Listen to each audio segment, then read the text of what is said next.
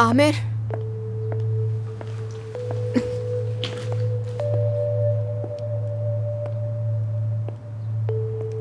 मैंने तलाक के कागजात पर साइन कर दिए हैं।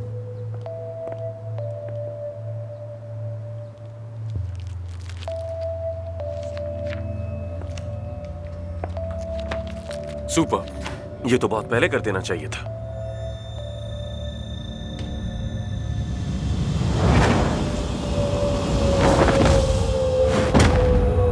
सेवदा, सेवदा, सेवदा, सेवदा, सेवदा उठो। क्या हो गया? सेवदा ठीक हो तुम? ठीक हो तुम? उठो। क्या हुआ? ब्लड प्रेशर तो लो नहीं हो गया? कैसा ब्लड प्रेशर आमिर, मरने वाली हूँ मैं। क्या? ये तुम क्या कह रही हो? ये कोई मजाक है क्या? फजूल से मजाक कर रही हो ना तुम मुझसे? अगर ये मजाक होता तो मेरे 3 माह बाकी हैं जैसी किसी पिटी बातें ना करती तुमसे।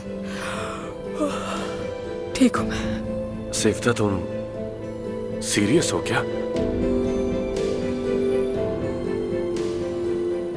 चलो उठो और मुझे पूरी पूरी बात बताओ। शाबाश, चल।